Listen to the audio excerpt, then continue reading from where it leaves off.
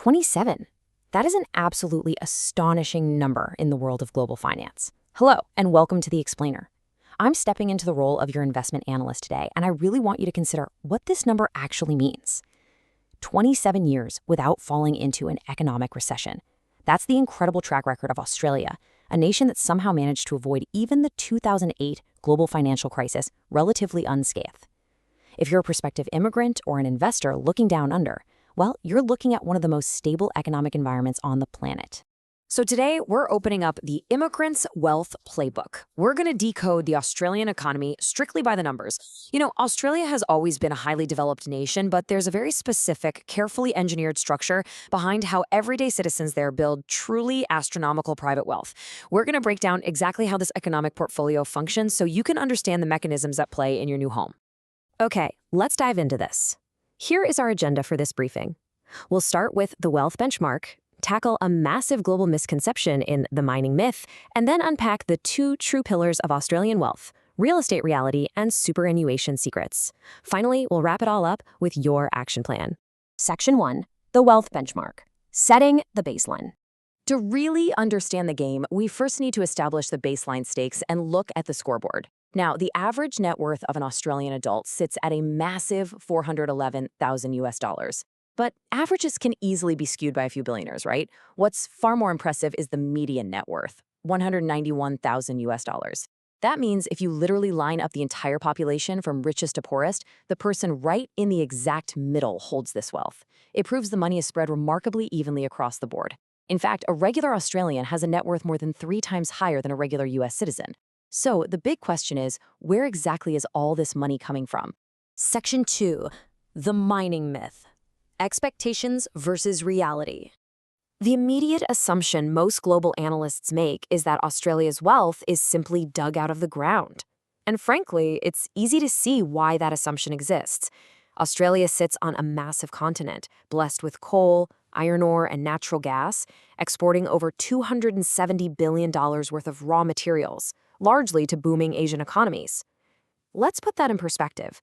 An unskilled laborer in the U.S. makes about $47,000 a year, but an unskilled laborer in the Australian mining sector, they can pull in up to $150,000. Makes you want to go buy a hard hat, doesn't it? Massive wages like these create a super compelling narrative, but it's actually a false lead that suggests natural resources are the sole golden ticket to the country's success. Now, what's really interesting about this is how the data totally shatters that public perception. Despite the massive exports and those sensational wages we just talked about, mining only makes up 7% of Australia's total GDP. The vast majority, a whopping 93%, is driven by broader industries like services, construction, finance, and education. Furthermore, the mining sector only employs about 3% of the total workforce. So those incredible mining jobs, they're actually incredibly rare. It's also worth noting the political context surrounding the sector. A while back, there was an attempt by a left-wing political party to implement a tax on these mining companies specifically for resource extraction. However, this went up against some fierce industry lobbying and was ultimately defeated. The wealth from this sector wasn't captured by this proposed government tax, which means we must look elsewhere in the economy to find the true drivers of widespread, everyday Australian wealth. Section 3, real estate reality. The property boom. Here we go. This is the first true widespread asset class responsible for Australia's wealth. Look, Australia is a safe, clean country with fantastic schools and hospitals. To capitalize on this, the government runs a very open immigration policy, specifically targeting medical practitioners, engineers, independently wealthy individuals, and foreign students. Now, when foreign money is brought in, it certainly boosts the economy. But there's a massive, compounding side effect. The demand for housing to accommodate all these new arrivals absolutely skyrockets. And that surging demand is heavily amplified by a specific tax policy called negative gearing. Now, this is an absolutely crucial concept to grasp. Negative gearing makes investing in real estate highly tax efficient. It essentially incentivizes everyday investors to bypass the stock market entirely and pour their capital directly into rental properties. This specific policy driver has helped push the average 4-bedroom family home in the Sydney metropolitan region to well over $1.5 million. Naturally, this creates some rather extreme outcomes for this property boom. On one side, the wealth generation is just staggering.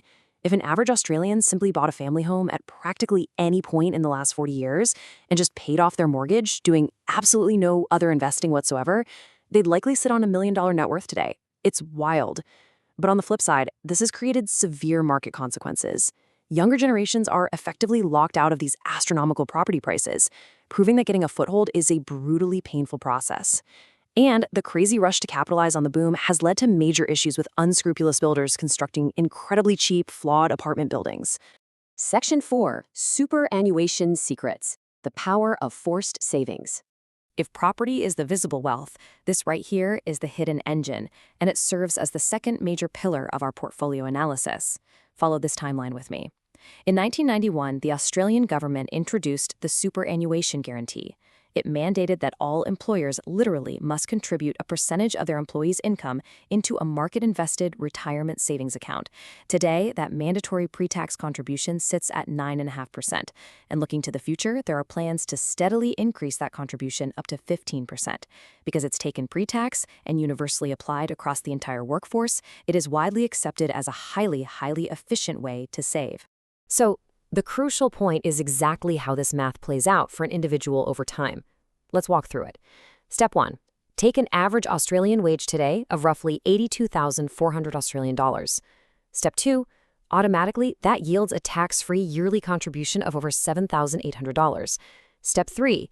Even if that worker never ever gets a raise to match inflation, investing that consistent amount over a 40-year career at an average 7% return brings us to Step 4. $1.7 million at retirement.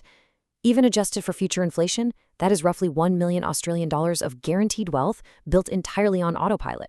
However, as an analyst, I have to present the portfolio risks too. This system has amassed a staggering $2.8 trillion pool of capital. And naturally, big piles of money attract problems. A government Royal Commission inquiry recently uncovered that the industry had been significantly overcharging customers on fees and services. Costs that went largely unnoticed by a population who simply wasn't actively checking their accounts. Furthermore, there is a total lack of liquidity. These massive individual fortunes are strictly locked away until the age of 60. That means a middle-aged Australian might literally be a millionaire on paper, but they cannot access a single dime of it to improve their current quality of life. Section 5. Your Action Plan. The Wealth Playbook. All right, we've analyzed the baseline, the myths, the property market, and the retirement system. Now, how does a newcomer synthesize all of this data? This summary breaks down the dual strategy playbook that has created the wealthiest median citizens on Earth. It's a combination of understanding macro environment policies and aligning your personal actions to match. In the real estate asset class, the policy is negative gearing, making the strategic action pretty clear. Lean into property investment for tax efficiency. In the equities class, driven by superannuation, the policy is the mandatory 9.5% contribution. The action for the savvy newcomer: make voluntary contributions on top of the mandate to fully capture those robust tax benefits. The data shows us that Australians aren't just wealthy by geographic luck, they're wealthy by structural design. They've been systematically nudged into executing the exact strategies that every personal finance textbook on the planet recommends. So I'll leave you with this final thought. Now that you hold the playbook, how will you leverage Australia's policy treasure chest to build your own portfolio? Thank you so much for joining me for this explainer. Keep analyzing, keep investing, and I'll see you next time.